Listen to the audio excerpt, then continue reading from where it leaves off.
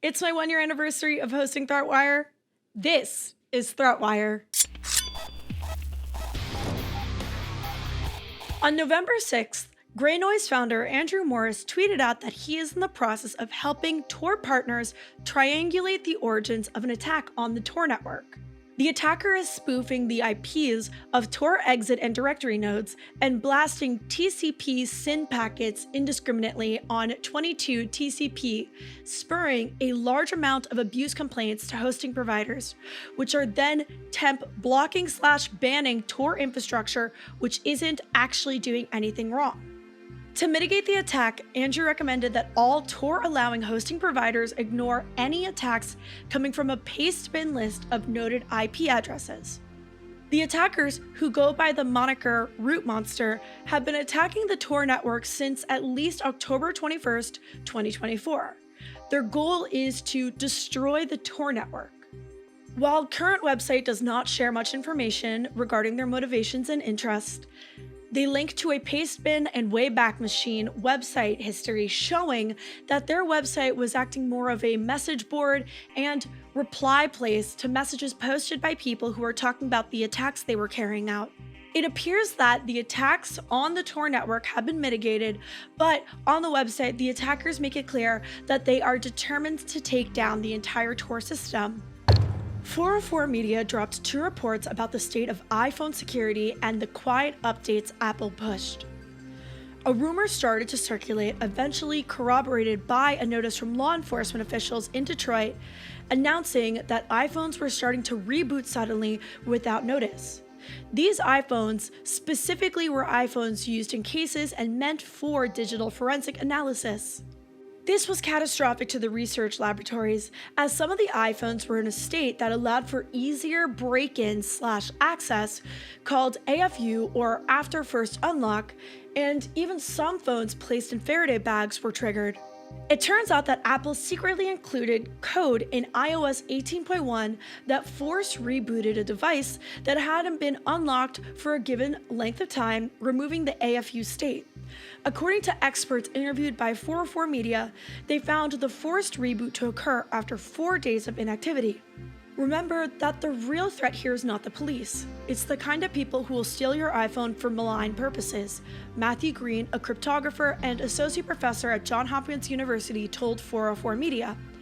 This feature means that if your phone gets stolen, the thieves can't nurse it along for months until they develop the tech to crack it.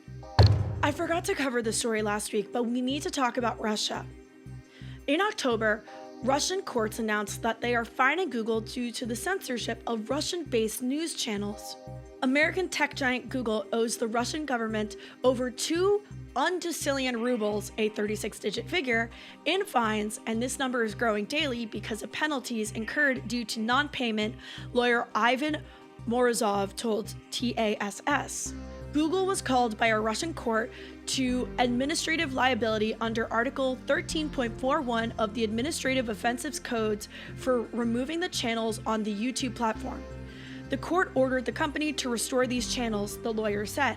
The blocking of Russian media on Google video hosting service YouTube, which we're currently on right now, started in 2020 with the blocking of Sargov TV due to US-based sanctions. This blocking led to a Russian court ordering fines of 100,000 rubles per day, or a total of 1,025 USD. This original fine was instructed to double every week it was unpaid. In 2022, more Russian-based channels were blocked following the Ukraine invasion, which led to 17 channels suing Google and larger fines being imposed.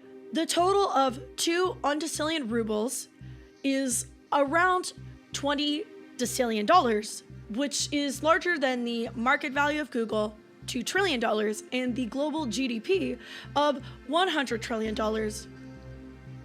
So yeah, I actually fully burst out loud when I read this because I just didn't believe it was a real story, and it is a real story, and I really just wanted to share it with you all. Cisco announced their latest vulnerability, CVE 2024-20418, which scored a CVSS score of a perfect 10 out of 10. You don't hear about a 10 out of 10 very often, so let's jump into it. The vulnerability specifically affected software for the Cisco ultra-reliable wireless backhaul access point, but given this is a 10 out of 10 CVE, it may not be as ultra-reliable as they say it is. The affected Cisco products include Catalyst IW9165D, IW9165E, and IW9167E, but only if they are running the ultra-reliable wireless backhaul mode. The vulnerability is due to improper validation of input to the web-based management interface.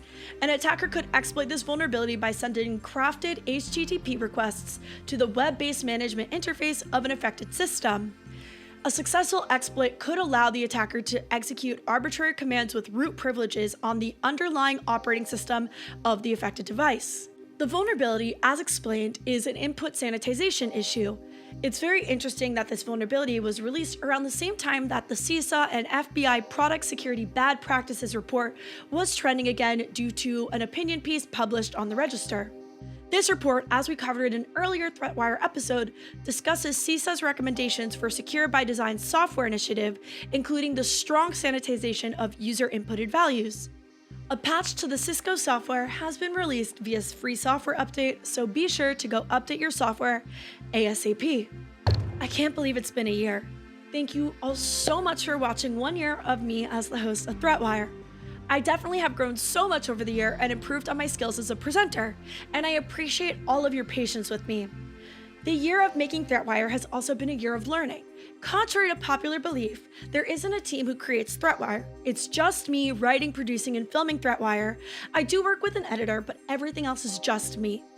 I love cybersecurity, and while I don't know everything, writing ThreatWire has allowed me to learn so much about the field of cybersecurity that I wasn't educated on.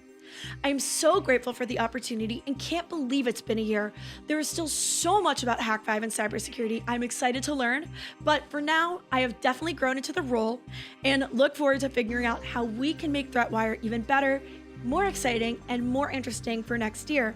What are some ideas as viewers you would like to see happen with ThreatWire over the next year? I know some things have fallen through the cracks, but now that I'm a year in, I think we're past the growing pains and I am ready to make moves. If you do want to support this ad-free show, please head over to patreon.com/ThreatWire. Thank you so much for your support over there.